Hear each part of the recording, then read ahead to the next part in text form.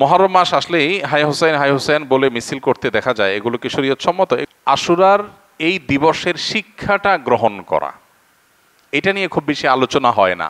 আলোচনা হয় শুধু আশুরার রোজা নিয়ে, ইতিহাসও আলোচনা হয়, কিন্তু আশুরার চেতনা কি, আশুরার শিক্ষা কি।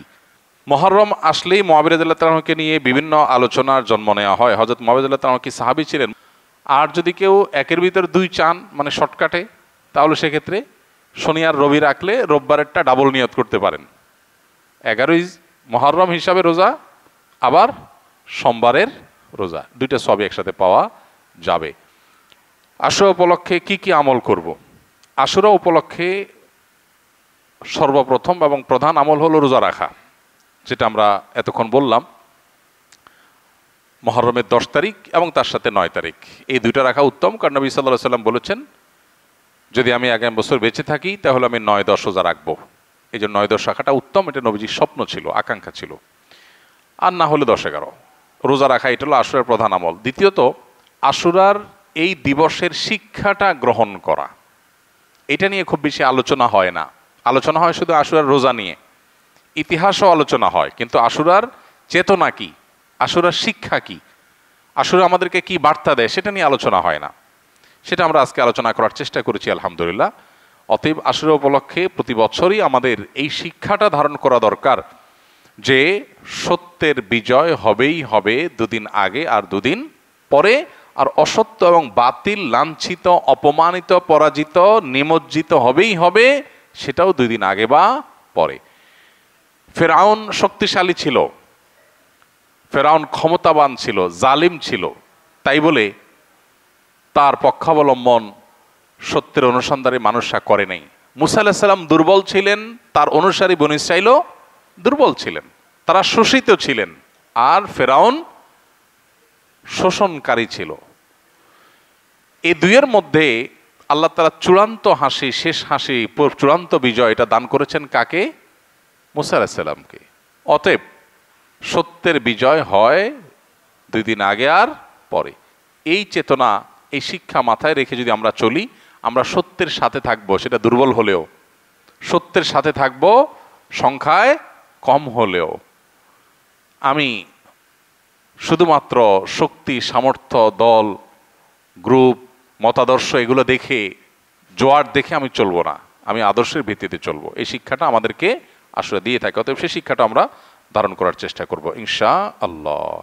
আশুরা উপলক্ষে একটা হাদিস, যে হাদিসকে ইমাম তিরমিজি রাহিমাহুল্লাহ বিশুদ্ধ বললেও, হাসান বললেও, অন্য ইমামরা অনেকে জয়ীফ বলেছেন, সেটা হলো এই দিনে আল্লাহ তাআলা আল্লাহর বান্দাদেরকে মাফ করার ইতিহাস আছে। অতএব পরবর্তী জাতিরাও আল্লাহর কাছে তওবা করলে এই দিনে তওবা কবুল হবে, আল্লাহ তওবা করবেন, কবুল করবেন।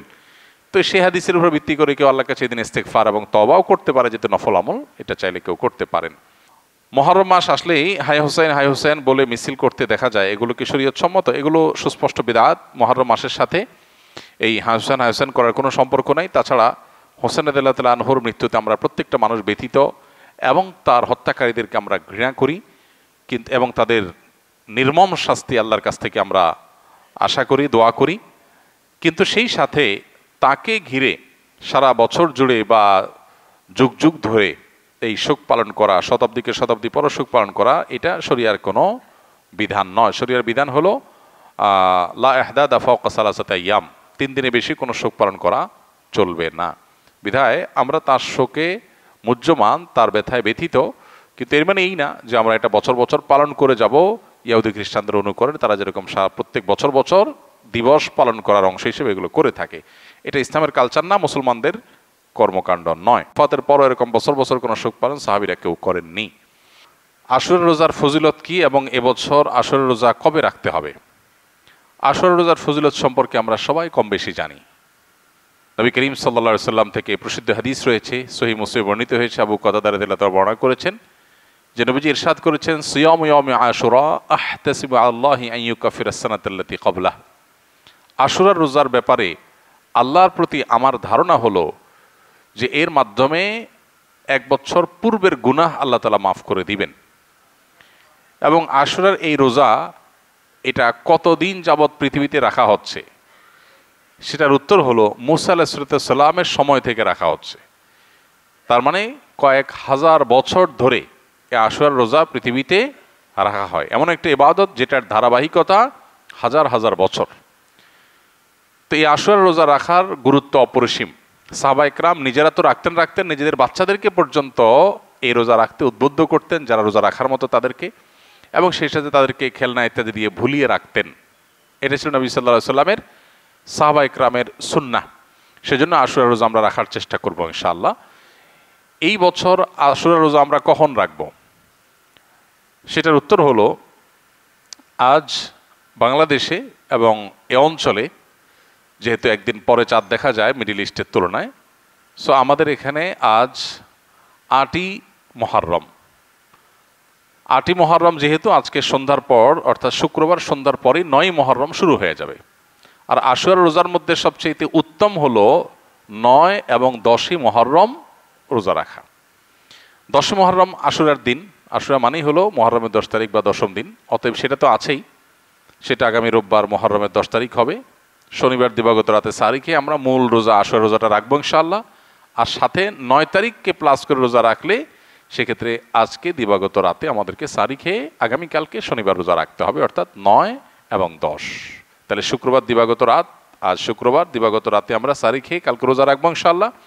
আবার আগামীকাল দিবাগত রাতে সাহরি খেয়ে তারপরের দিন রোজা রাখবো। তাতে 9 জিলহজ এবং 10 জিলহজ দুইটা রোজাই আদায় হয়ে যাবে ইনশাআল্লাহ। কারণ যদি কালকে রোজা রাখা সম্ভব না হয়, তাহলে তিনি শনিবার দিবাগত রাতে খেয়ে রবিবার রোজা রাখবেন, সেটা হবে আশুরার মূল রোজা। আর রবিবার দিবাগত রাতে সাহরি খেয়ে সোমবার তিনি রোজা রাখবেন, তাতে হবে আপনার 11 জিলহজের রোজা। আর সোমবার তো সাপ্তাহিক নফল রোজা আছেই, সেক্ষেত্রে আমরা টানা 3টা রাখতে পারি। শুক্রবার দিবাগত রাত, শনিবার দিবাগত রাত, এই দুইটা আশুরা। আর রবিবার দিবাগত রাত হলো কিসের? সোমবারের সাপ্তাহিক নফল রোজা। তাহলে টানা 3টা রোজা হয়ে গেল।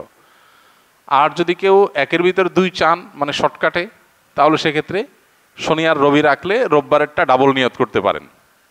11ই মুহররম হিসাবে রোজা, আবার সোমবারের রোজা, দুইটা সবই একসাথে পাওয়া যাবে। আর যদি কেউ 3টা রাখেন তাহলে তার সব বেশি, এটা বলার অপেক্ষা রাখে না। অতএব আশুরা রোজাগুলো আমরা রাখার চেষ্টা করবো ইনশাআল্লাহ। এদিন আল্লাহ রাব্বুল আলামিন মুসা আলাইহিস সালামকে বিজয় দিয়েছেন, সত্যের বিজয় দিয়েছেন। আর অসত্য বা ফেরাউন বাহ্যিকভাবে শক্তিশালী মনে হলেও দীর্ঘদিন অহমিকার সুযোগ আল্লাহ তাআলা ছাড় দিয়ে একটা পর্যায়ে তাকে চরম পরিণতি বরণ করতে বাধ্য করেছেন। সেই ঐতিহাসিক দিন আল্লাহ নবী মুসা আলাইহিস সালাম সেটার জন্য আল্লাহর কাছে শুকরিয়া আদায় করে তিনি রোজা রেখেছেন, এবং তার অনুসরণে আমরাও রোজা রাখি। এবং ইয়াহুদীদের রোজার চাইতে আমাদের রোজা যেন ভিন্নতর হয়, সেজন্য আমরা 2টা রোজা রাখি। এবং সেই 2টা রোজার ভিতরে সবচেয়ে উত্তম হয় 9-10, 9-10 না পারলে 10-11, এই 2টা ধাপের রোজা। আর যদি সেটার কোনোটাই সম্ভব না হয়, শুধু একটাই রাখতে পারে, তাহলে 10 তারিখের রোজাটাও রাখা যেতে পারে, যদি অনেক কোনো সেটাকে নিষেধ করেছেন। মুহররম আসলেই মুআবিয়া রাদিয়াল্লাহু তাআলাকে নিয়ে বিভিন্ন আলোচনার জন্ম নেওয়া হয়। হযরত মুআবিয়া রাদিয়াল্লাহু তাআলা কি সাহাবী ছিলেন? মুআবিয়া রাদিয়াল্লাহু তাআলা সাহাবী ছিলেন, এটা নিয়ে তো কোনো প্রশ্ন থাকার সুযোগই নেই। আমরা সবাই জানি তিনি সাহাবী ছিলেন। এবং মুআবিয়া রাদিয়াল্লাহু তাআলা আনহু আমাদের সমস্ত মুসলমানদের কাছে শ্রদ্ধার পাত্র। সাহাবীদের সমালোচনা করতে নবী সাল্লাল্লাহু আলাইহি ওয়াসাল্লাম পরিষ্কারভাবে নিষেধ করেছেন। সাহাবীদের সমালোচনা করা, তাদেরকে গালমন্দ করা, এই গালমন্দ করতে নবী সাল্লাল্লাহু আলাইহি ওয়াসাল্লাম নিষেধ করেছেন। মুআবিয়া রাদিয়াল্লাহু তাআলা আনহু সহ সাহাবা ইকরাম সম্পর্কে আমাদের ধারণা হলো, মানুষ হিসাবে তারা কেউ ভুলের ঊর্ধ্বে নন, তাদের কোনো ব্যক্তিগত ভুল থাকতে পারে। কিন্তু প্রথম কথা হলো, সাহাবীদের ব্যাপারে কোরআন এবং সুন্নাহ যে সমস্ত মর্যাদার কথা বলেছে, সেই সমস্ত মর্যাদাগুলোর কারণে তাদেরকে আল্লাহ যদি মাফ করে দেন, আপনি আমি সমালোচনা করার কে? বদর যুদ্ধে অংশগ্রহণকারী সাহাবীদের সম্পর্কে নবী সাল্লাল্লাহু আলাইহি ওয়াসাল্লাম বলেছেন, সহিহ বুখারীতে আসছে, আমালু মা শি'তুম ক্বাদ গাফারাল্লাহু লাকুম, তোমরা যা খুশি করতে পারো, আল্লাহ তোমাদের মাফ করে দিয়েছেন। কত বড় কথা! অতএব সাহাবীদের গালমন্দ করা, নিন্দামন্দ করা জায়েজ নাই। হোসেন রাদিয়াল্লাহু তাআলা আনহুর যে কারবালা ঘটনায় নির্মমভাবে সপরিবারে শাহাদাত বরণ করেছেন, সেটার সাথে মুআবিয়া রাদিয়াল্লাহু তাআলা আনহুর কোনো দায় নেই। অহেতুক অনেকে সেটাকে জড়াবার চেষ্টা করেন। হোসেন রাদিয়াল্লাহু তাআলা আনহুর শাহাদাতের সাথে ইয়াজিদের যে সম্পর্ক বা ইয়াজিদের বাহিনীর যে সম্পর্ক, সেটাকে মুআবিয়া রাদিয়াল্লাহু তাআলার উপরে দায় চাপানোটা একেবারেই অহেতুক। হ্যাঁ, মুআবিয়া রাদিয়াল্লাহু তাআলা আনহু তার ছেলেকে দায়িত্ব দিয়েছেন, দায়িত্বে রেখেছেন, এটা তার ইজতিহাদ, এটা তার ভুল, এটা তার গবেষণা, এটা তিনি মনে করেছেন যে এরকম হলে ভালো হতে পারে। হয়তো বা বাস্তবে সেটা ভুল হতেও পারে। কিন্তু এটা গবেষণাগত ভুলের জন্য কেউ কোনো মুস্তাহিদ সমালোচনার যোগ্য গালমন্দ অন্তত করার উপায় বা সুযোগ থাকে না। বিধায় মরদুল্লাহ তাআলাকে নিয়ে আমাদের ধারণার পরিবর্তন হওয়া উচিত। আমাদের সমাজে দেখা যায় মহরমের 10 তারিখ আসলেই অনেক রেডিও চ্যানেলে, অনেক মিডিয়াতে মরদুল্লাহর সমালোচনা করা হয়। এটা সুস্পষ্টভাবে শরিয়ার লঙ্ঘন, নবী সাল্লাল্লাহু আলাইহি ওয়াসাল্লামের হাদিসের লঙ্ঘন। একজন ইমানদার সেটা করতে পারেন না। পুত্রের কোনো কর্মকাণ্ডের জন্য গণহারে বাবাকে দায়ী করা এটা একেবারেই অনুচিত কাজ।